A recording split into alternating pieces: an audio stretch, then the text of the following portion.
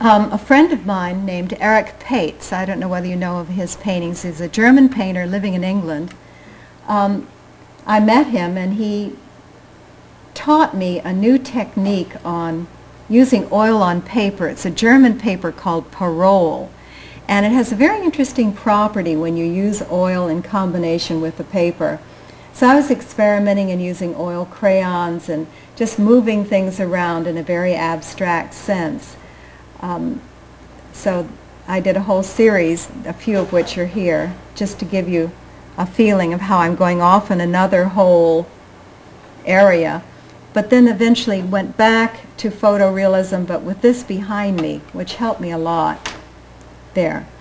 In Ithaca, when I ran my dog in the golf course, I was so interested in the quality of light there. Because it's frequently overcast and dark, when the sun gets low enough on the horizon just before sunset, it breaks through the clouds, and you get this great contrast of a steely, cold, gray sky, and then these long streaks of sunlight. And because it was a golf course, there's a kind of controlled open space. And this is a detail from a painting, a larger painting. There's the covered furniture coming back. It wasn't physically there, it was superimposed. Another one with covered furniture.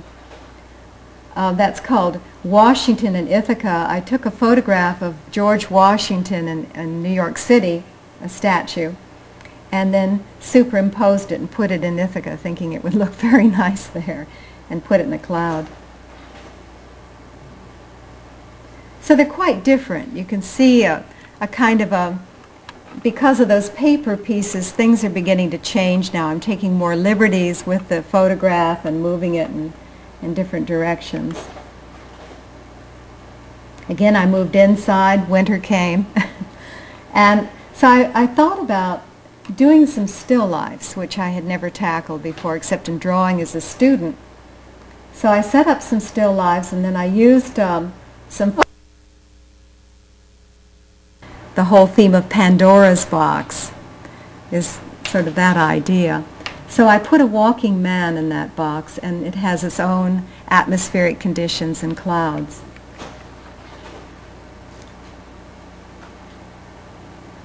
Often thought it'd be so interesting to make a music video dancing the figures around inside a situation like that, having a fixed painting with action happening within the painting.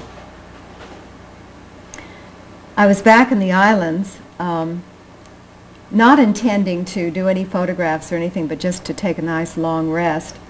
And I was sitting out on a porch looking at Little Thatch Island, which was off the point of Tortola, and I became so interested in the reflections of objects on the table. The table is a very highly polished marble table. So I put some objects together and borrowed a friend's camera and took some photographs, and then about that time I was going off to Cincinnati to teach, and so I started doing a series of very small paintings. It's strange to see it blown up to that size because these are fairly intimate sized canvases.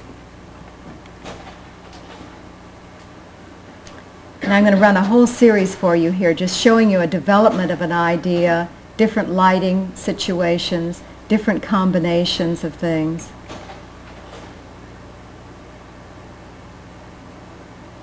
Where the label in the cigar box becomes a fish.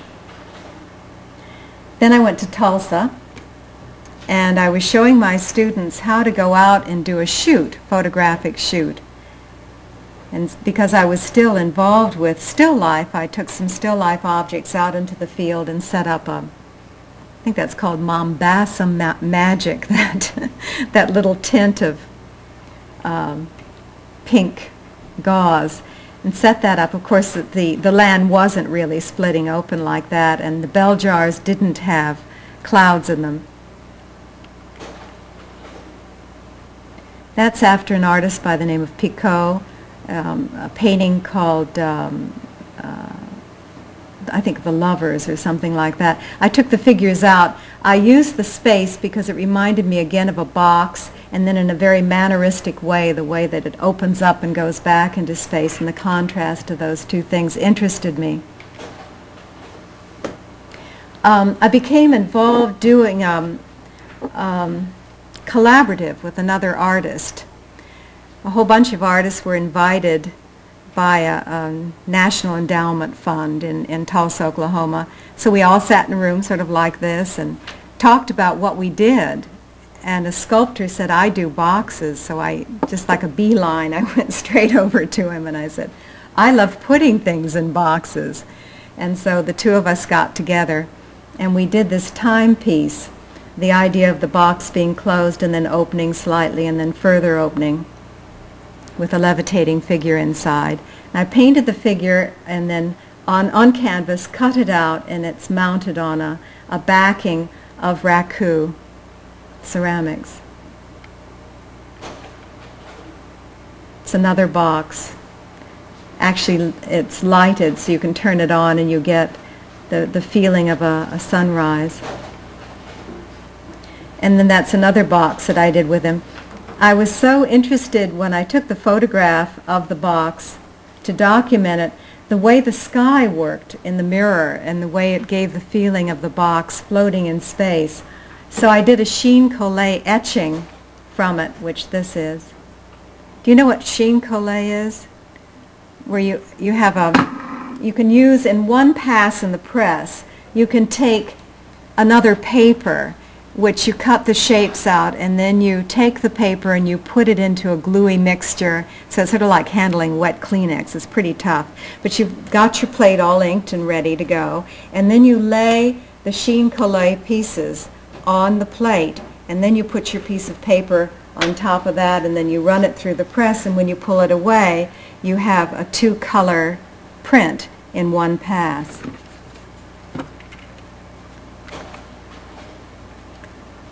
These were things that actually I was demonstrating for students how to work with the parole paper using oil on it, so I did a whole series of very quick sketches, and I've included some of those in here.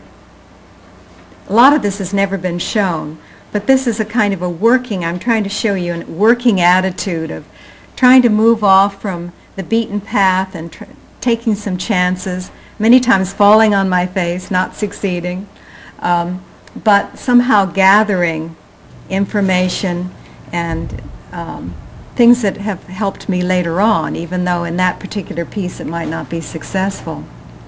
Robert has this. It's one that I did when I was in Alaska. I was mesmerized by the aurora borealis. I always said, whenever I'd seen it in the past, it was in the distance and maybe you would just get sort of like a little fan on the horizon. But in Alaska, you can be walking and the sky is absolutely clear, and then suddenly this thing just develops from out of nowhere. Just the shape begins to expand overhead, and it's electrical, and it snaps and it cracks, and it's red and it's blue and it's green, and just moves in the most furious, amazing way. So that certainly influenced my work, and I did a whole series of pieces from that. I'm using a combination of collage elements glued on with the combination of oil and powdered graphite.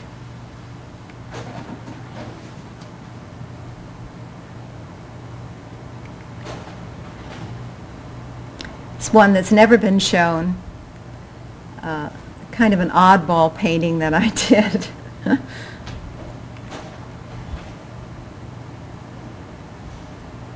A wedding cake, and it's called The Night of the Eclipse. There's one that I'd really consider a failure, and I worked so hard on that canvas. I had all these dreams of what I wanted to show, and I wanted to show an elevated room in the sky, and I wanted to show how the facade of the figure and how when you really split it open that there's nothing there except another universe beyond it. And I got totally carried away with this information that I wanted to impart, but it killed it. It just, you know, it's like pounding metal too hard, you know, and you do it too long and it splinters and breaks apart.